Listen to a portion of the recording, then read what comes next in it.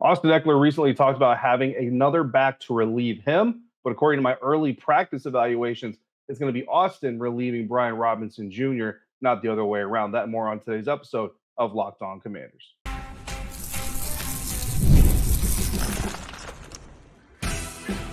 You are Locked On Commanders, your daily podcast on the Washington Commanders. Part of the Locked On Podcast Network, your team every day. And welcome into today's episode of Locked On Commanders, part of the Locked On Podcast Network, your team every day. I'm your host, David Harrison, credential member of the media covering your Washington Commanders for CommanderGameDay.com, a part of Sports Illustrated. And I am here with you every Monday through Friday. Greatly appreciate you coming through for today's episode every dayers. As always, I appreciate you for coming through every single day. This is your daily podcast covering the Washington Commanders. And if you haven't already, subscribed for free on YouTube or wherever you're listening to this podcast, please do so at your earliest convenience. On today's episode, we are going deep on the running back room. We're going to talk about a little bit of a bonus running back option, perhaps, with rookie wide receiver Luke McCaffrey, brother of Christian McCaffrey, of course, arguably the best running back in the NFL today. But first, we're going to start off by talking about why Brian Robinson Jr. is my projected RB number one for the Washington Commanders, despite the addition of veteran Austin Ekeler, his experience, certainly his talent and ability to be a premier back for an NFL team. So we're going to dive into all that. If you want to discuss that, anything we talk about in this episode or anything else Washington Commanders related, all you have to do is send me a text message by going to joinsubtext.com/LockedOnCommanders. Sign up today to become a Locked On Commanders insider. And from there, you can text me your thoughts, comments, analysis of your own questions, anything Washington Commanders related, and I will in turn text you my responses, my analysis, and of course, inside information, bonus content, and live text from practices, games, press conferences, all kinds of fun stuff going on over there. So make sure you do that. Again, join subtext.com/LockedOnCommanders to do that today. Today's episode brought to you by FanDuel. Make every moment more with FanDuel as playoffs wind down. The sports stop sporting like we want them to, but this summer, FanDuel is hooking up all customers with a boost or a bonus every single day. That's right. There's something for everyone every day, all summer long. Visit FanDuel.com/LockedOn to get started. Commanders head coach Dan Quinn has been emphasizing, continues to emphasize competition at every position as much as possible, and certainly veteran running back, new addition, former Los Angeles Chargers player Austin Ekeler can't be counted out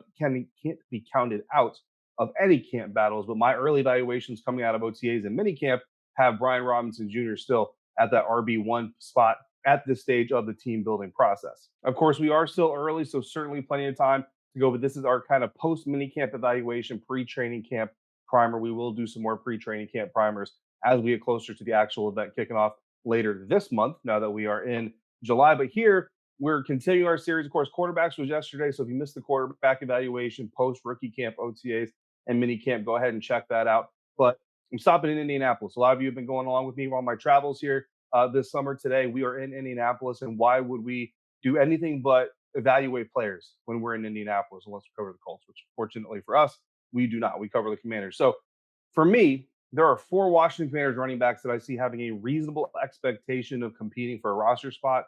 Those 4 are Brian Robinson Jr., Austin Ekeler, of course, the 2 that you expect, again, outside of potential injury. Knock on wood, that doesn't happen because I can't actually speak injuries into existence. Believe me, I don't have that kind of a power. But also Chris Rodriguez Jr., the second-year player out of Kentucky last year, one of the draft picks last year, arguably the most successful draft pick last year, although Quan Martin certainly came on strong at the end of the season as well. And then veteran, journeyman, backup running back Jeremy McNichols, who started off his career with the Tampa Bay Buccaneers, ended up at one point in the San Francisco 49ers. That's where he kind of got to know Coach Anthony Lynn, who is now here in Washington. Obviously, Jeremy McNichols also here in Washington. So there's certainly a connection and an avenue to Jeremy McNichols making the roster there. So those are the 4 running backs that for this exercise for today's episode, those are the 4 we're really going to focus in on when we talk about what we've seen so far through this process. No rookie minicamp appearances for any of these guys because none of them are rookies. So we're talking OTAs, we're talking mandatory minicamp, all of them present, all of them participating, and we evaluate as much as we can the athleticism, strength, explosiveness, play speed, competitiveness, and there are a few additional subcategories I want to kind of dive into here and talk about with each of these guys and kind of where I rank them right now coming into this part of the offseason ahead of training camp. And so in my early evaluation, once we get through all these categories, I basically rack and stack these guys as Brian Robinson Jr. number 1, Austin Ekeler is the number 2, Chris Rodriguez Jr. is number 3, Jeremy McNichols is number 4. So if the Commanders carry 4 running backs, then I project that all 4 will make it. I don't know that they're going to do that. If it's only 3, I'm giving the edge to Chris Rodriguez Jr. right now as it stands today. Again, training camp preseason certainly can shake a lot of things up, and I do think that is a competition worth watching because I think the third running back could be a fairly important member of this Washington Commanders team this season.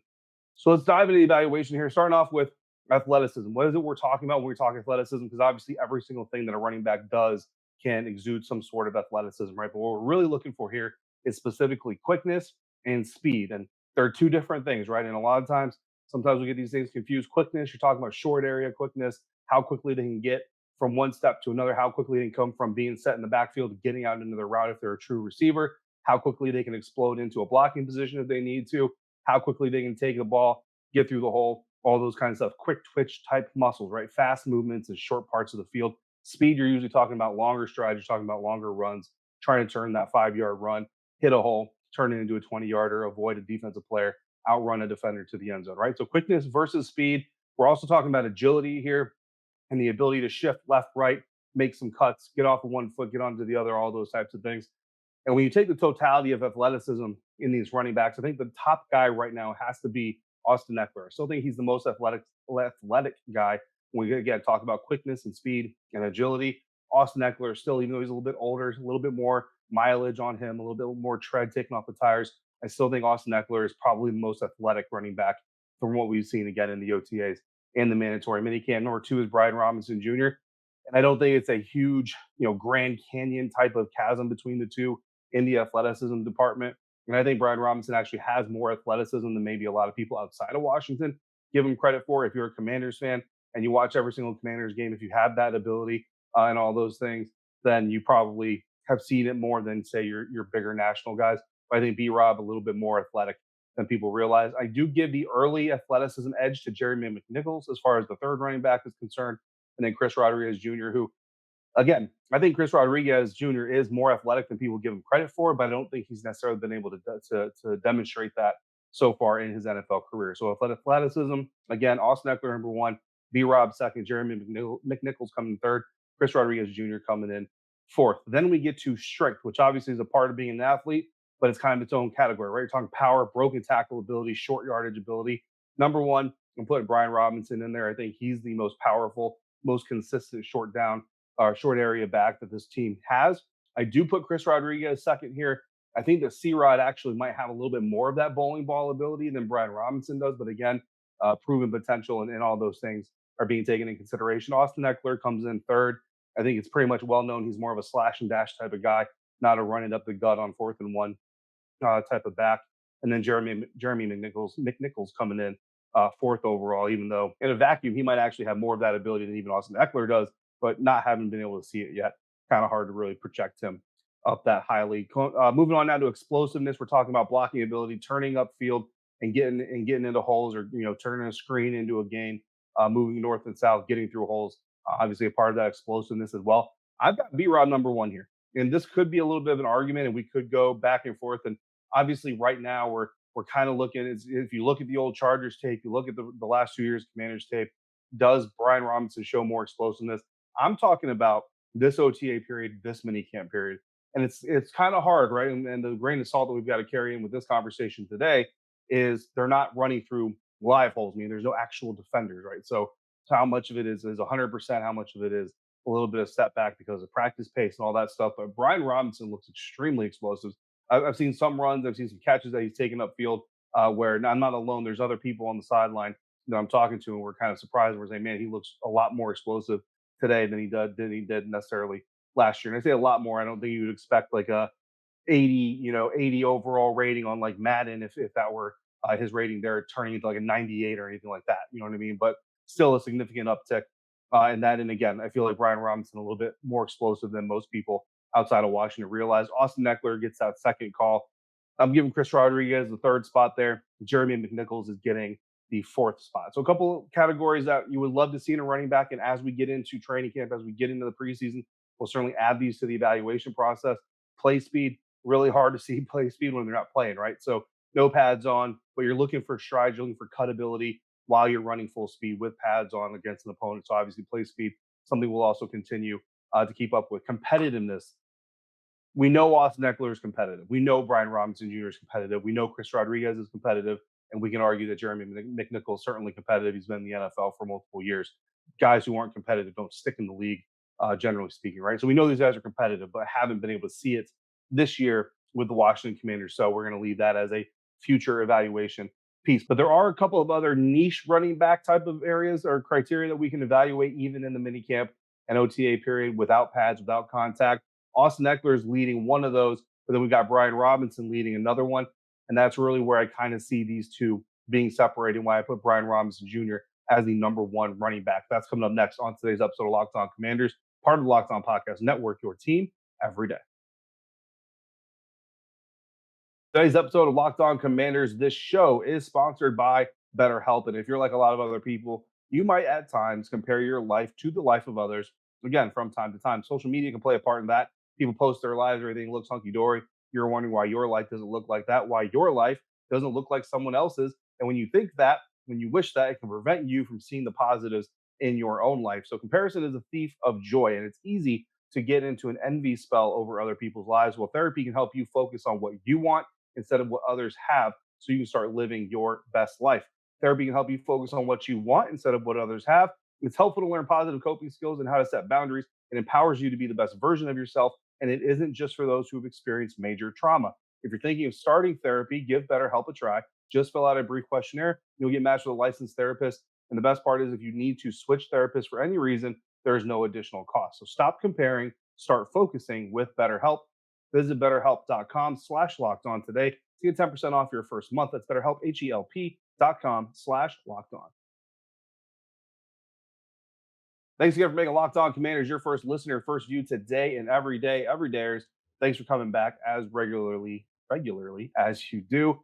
We'll have another episode coming up tomorrow. We're going to do some more evaluations, talk about what we've seen from OTAs, mini camps leading into training camp. But in the meantime, if you need more sports coverage, check out Locked On Sports Today, a free 24/7 sports streaming channel program for you every single day to bring you the biggest stories, can't miss analysis, opinions, and news. All streaming 24/7 on YouTube or the free Amazon Fire TV channels app. And again, all part of the Locked On Podcast Network, your team every day. Continuing now with our evaluation of the Washington Commanders running back room coming out of OTAs, coming out of the mandatory minicamp. And now we're going to get into some kind of our more finite, some of our more niche characteristics of the running backs that we have here on the roster. Again, we're talking about four guys primarily: Brian Robinson Jr., who I've got as the RB1 coming into training camp; Austin Ekeler, who I've got as RB2; Chris Rodriguez Jr. is my RB3. Jeremy McNichols is my RB4. But another niche area of the running back game that is certainly climbing and becoming more important in the National Football League in today's NFL, and I believe is going to become even more important for the Washington Commanders under offensive coordinator Cliff Kingsbury, is pass catching. And this is a pretty significant area. And here I've got Austin Ekeler number one. I think that's pretty clear. I think it's pretty obvious to most people that Austin Ekeler is certainly the most established pass catching back on this team. But Brian Robinson is a close number two. I think we saw a lot of potential from him in that area last year. A lot of it was kind of broken plays or design screens, all those things, not as much of him going out, running specific route trees and all those things. But I don't think Brian Robinson is necessarily as limited as some people think in that avenue. And I'm looking forward to seeing if Cliff Kingsbury really starts to unlock a little bit of that ability in B-Rob as well. Jeremy McNichols, I'm going to give him that third spot. I just think he's a little bit more established. Obviously, he's been in the league longer, so it's not a dig on Chris Rodriguez. It's just not something we've been able to see out of Chris so far in his NFL career. Although I've had multiple conversations with Chris, and trust me, guys, he is confident that his receiving ability is better than he's been able to prove. Even back in Kentucky, they didn't really allow him to showcase that much. So if he gets that opportunity through training camp in the preseason to showcase it, that ranking might change just a little bit. Durability is another one, and there's really no major injury concerns here. Obviously, Austin Ekeler is a little bit older, so he's got a little bit more wear and tear on, so that's going to be a concern. Brian Robinson had the unfortunate incident that stole some games from him early in his rookie season. Chris Rodriguez missed some time at the end of last season. You know, Jeremy McNichols has had some bang-ups and some injuries through the course of his career, but none of these guys are coming off of an ACL or anything like that. So no major durability issues there, so we're not even going to kind of rank that. It just kind of is what it is. Inside and outside run ability is really interesting too, because this is where you can kind of really start separating who the quote unquote RB1 is and who is going to be. Inside runners, I think B-Rob's got to be number two. I'm actually going to go Chris Rodriguez or B-Rob's got to be number one. Sorry, I'm actually going to go Chris Rodriguez number two here, Austin Ekeler third, Jeremy McNichols, and in the fourth spot. Outside runners, though, I'm going to go Ekeler one.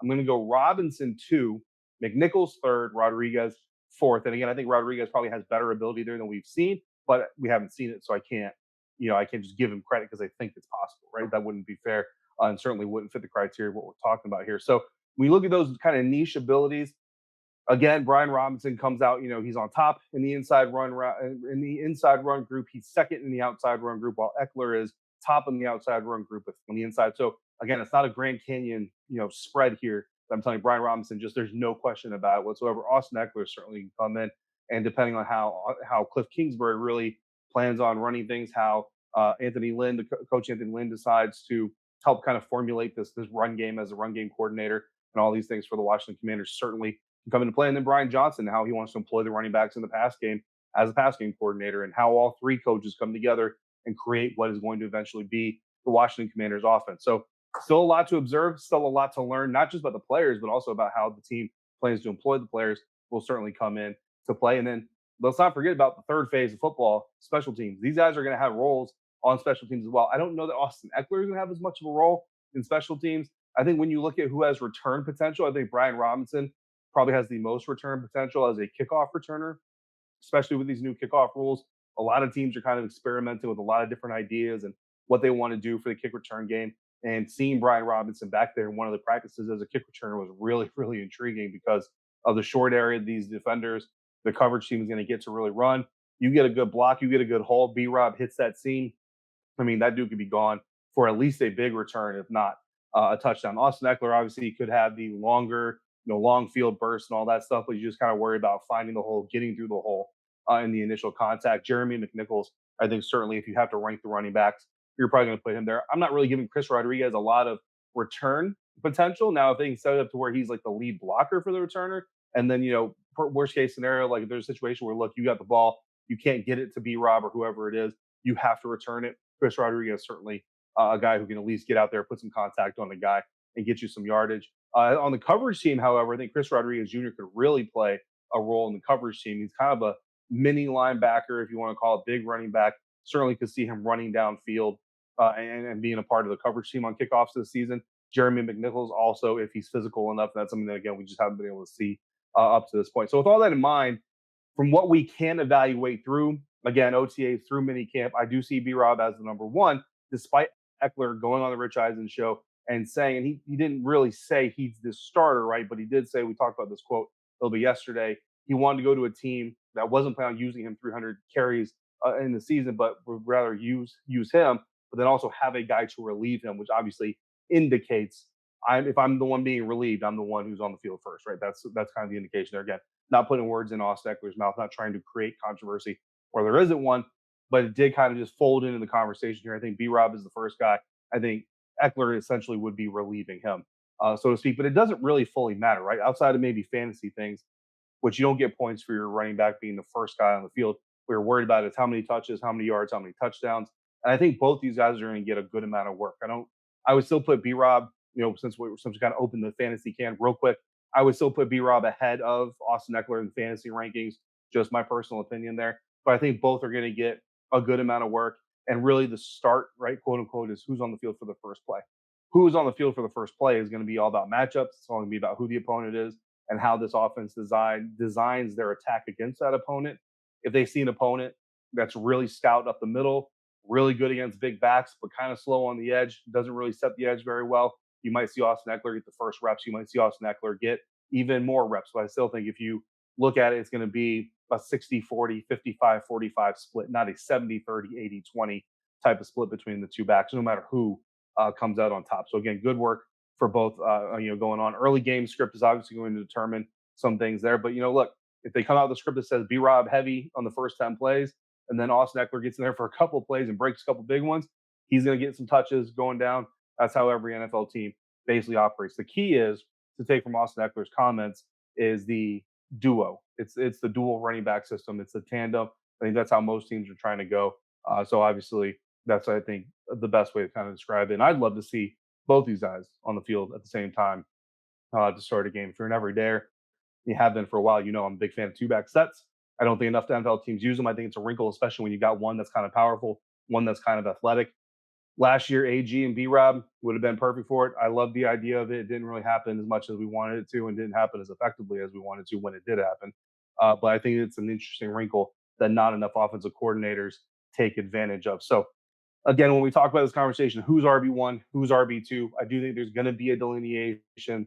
We're going to talk about delineation because we just kind of have to, but I don't think that it's as significant as everybody, or I shouldn't say everybody, some people are going to make it, so to speak. So both guys are going to get plenty of work here, but I do have B Rob, whether it's by a hair or the width of a creek, whatever you want to call it, being RB number one. But what if there's a fifth guy? What if there's a fifth player that we need to talk about? Luke McCaffrey as a potential contributor in the backfield, not just as a rookie wide receiver. That's coming up next on today's episode of Locked On Commanders, part of the Locked On Podcast Network, your team every day.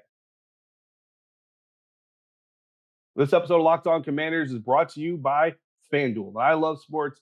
You love sports, or else you wouldn't be watching a football podcast in the middle of the dead period in the NFL season. I love them. You love them so much. We never want them to stop, right? But as the NBA playoffs, NHL playoffs have come down, they've they've wound down. We get fewer games. Major League Baseball is still there. That's not every day. That's not every night. Sports simply just are not sportsing the way that I want them to, and I'm sure the way that you want them to. But FanDuel lets us keep sports going whenever we want. All you got to do, open the FanDuel app and dream up any bet you want anytime the mood strikes you. And this summer, FanDuel is hooking up all customers with a boost or a bonus every single day. That's right. There's something for everyone every day, all summer long, even new customers. On Monday, FanDuel offered a 30% same game parlay Major League Baseball boost to everybody. New customers, you got a bet $5 and win on Major League Baseball, and you would get $150 in bonus bets. So new customers, you had two ways to go about it. Returning customers like me, we had one way, but a 30% same game parlay boost for any Major League Baseball game, that's a pretty nice boost for anybody. So head over to FanDuel.com/lockedon. Start making the most out of your summer. FanDuel, official sports betting partner of Major League Baseball. Wrapping up this running back Washington Commanders backfield analysis deep dive, following OTAs, following mandatory minicamp. And now we're going to get into a little bit of following rookie minicamp, because we're going to talk about a little bit of a bonus running back situation in wide receiver Luke McCaffrey. So Luke McCaffrey, rookie wide receiver, third round pick of the Washington Commanders, coming out of Rice, brother to Christian McCaffrey, son to Ed McCaffrey. Ed McCaffrey, Super Bowl champion from his days in the NFL. I mostly know him from when he played with the Denver Broncos, also played with the San Francisco 49ers. Christian McCaffrey, of course, coming in via the Carolina Panthers. He's now with the San Francisco 49ers, and Luke McCaffrey, a rookie this year for the Washington Commanders. Adam Peters, the GM of the Commanders, coming from the 49ers. So obviously there's a tie and all that stuff. And oh, by the way, the McCaffrey family is from Castle Rock, Colorado, which is my hometown. So obviously there's a tie there as well. But I want to talk about this conversation, Luke McCaffrey being a bonus back, because there's a little bit of a misconception that's gone around in some circles here about this. He has not been used, quote unquote, as a running back in minicamp or OTAs. What he has done is done some post-practice work, right? And I call this the bonus session, right? After practice is officially over, the final whistle is blown, all that stuff. The position coaches, the coordinators, the players, they have time between their weightlifting session, between their meetings, between whatever it is they've got going on for the rest of the day. They have some time to go and work on specific things. Sometimes it's players working together. Sometimes it's players working with coaches. You know what I mean? It just kind of varies from guy to guy. And what was noticed and what stood out was Luke McCaffrey taking handoffs. And we're not talking jet sweep handoffs. We're not talking end around handoffs. We're talking double reverses. We're talking straight up ball in the gut, one arm on top, one arm on the bottom, running through the hole type of running back handoffs. And it sparked a lot of excitement on the possibility Luke McCaffrey may be getting some running back reps. And now I say that it hasn't happened actually in OTAs or make it like in an official capacity yet, not to discourage the conversation, but just want to be clear here that this is right now something that's kind of a side project, not so much being folded into the regular offense. I've also seen Kaz Allen, second-year receiver out of UCLA, punt return specialist, all those things, doing the same thing as well. So Kaz Allen is another guy in this mix. So what does it all really mean? Well, it means that there's at least an idea, right? Because the coach is not going to waste his own time. They're not going to say, hey, we got this extra time, rookie, let's not work on anything real. Let's go over here and just BS around for a little while and have some fun. No, they're going to work on something that could actually, provide some fruit at some point in time. When? I can't promise you that. But it means that the idea of at least Luke McCaffrey, Kaz Allen potentially as well, being used as receivers who are also ball carriers certainly is in the brain dome of somebody, right? Whether it be Cliff Kingsbury, whether it be Anthony Lynn, whether it be, any of these guys. And again, we're not talking just end arounds, jet sweeps, all those things. We're talking a north south ball carrier type of thing. And the way that I kind of envision this is, think of the team going five wide, no tight ends, no running backs. You got five receivers.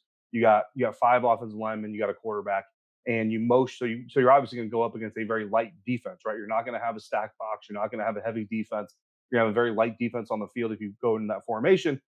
So you motion one of those receivers in this conversation. Luke McCaffrey motions in the backfield. You give him a handoff or you give him a read option with Jaden Daniels. And suddenly you got an edge read defender who may be a defensive back that really doesn't actually have to play that role quite often. And now you've got a guy like Jaden Daniels who really gets to make a solid decision. You give the ball to Luke McCaffrey, someone like that, and you might find yourself in an advantage situation over the defense. So that's kind of how I'm envisioning this whole thing to unfold if we do, in fact, see it during the preseason or the regular season. When we look at Christian McCaffrey and we look at these running back evaluation areas, talk about athleticism, strength, explosiveness, play speed, competitiveness. I think athleticism, I think he's kind of low on the quickness scale for a running back, right? But for a receiver, certainly has enough, right? He's got enough speed to do some damage if it gets blocked up and if it gets schemed out right. Strength against light boxes. Again, remember, we're talking about heavy DB formations because you got five receivers, 4 or 5 receivers, whatever it is out there. I think he's fine. Even if you go, say, 4 receivers with 1 tight end or 4 receivers with a running back who's your lead blocker after the motion and all that stuff, as long as those blocks get held in there, I think he's fine from a play strength suit. You obviously aren't going to run this if it's a stack box. It's just not going to happen, right? Explosiveness. I think this is where he can be really effective because he's shown a lot of athleticism and a lot of ability to hit holes, turn up field. And if that hole is big, he's a receiver. He's just kind of naturally good at running north and south. Play speed, again, hard to evaluate completely. Competitiveness. I mean, look, he's a McCaffrey, right? He's a McCaffrey. He comes from an NFL family. He made the switch from quarterback to receiver just because he wanted to play. Like, this wasn't a guy who's saying, no, I'm a quarterback. I'm always a quarterback. I'm always going to be a quarterback. Even if I'm third string, I'm going to be a quarterback. No, he said, how do I get on the field? I need to be a receiver. I'll be a receiver and get on the field. So obviously the competitiveness is there. So it's a very intriguing thing to look at. We haven't been able to see it actually look, what it looks like in use, even without pads. So very interested to see if we get that look once we get to training camp and those types of things. But we didn't want to talk about that because I do think it's a very interesting kind of alternate idea. Yesterday, we went with a route of what if things don't work out with Jane Daniels for one reason or another? What are some other options the team could use or go after for the quarterback situation? Here, I want to talk about McCaffrey as a bonus running back, and certainly something that we're going to keep an eye on as we get into training camp here at the end of July. Coming up tomorrow, we're going to talk about more position groups in this Washington Commanders team, what we saw during OTAs, what we saw during mandatory minicamp, and of course, rookie minicamp, how it outlines what it looks like, some contingency operations, some contingency plans for what might come before or during training camp. So make sure you come back for that. In the meantime, if you have questions or comments, throw them down in the YouTube comment section or text me directly by becoming a Locked On Commanders insider. Go to joinsubtext.com/LockedOnCommanders to do that today. Don't forget to also check out Locked On Sports Today, the first ever 24/7 live streaming sports channel on YouTube. And as always, thank you for making Locked On Commanders your first listen or view today and every day. Every day, thanks for coming through on a regular basis like you do. Until we speak again, if you're out and about, please be safe, be kind. We'll see you next time right back here for another episode of Locked On Commanders, part of the Locked On Podcast Network, your team every day.